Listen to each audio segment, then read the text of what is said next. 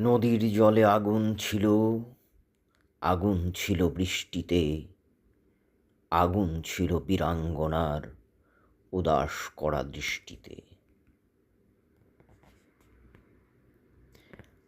আগুন ছিল গানের সুরে, আগুন ছিল কাব্যে, মরার চোখে আগুন ছিল, এ কথাকে ভাববে।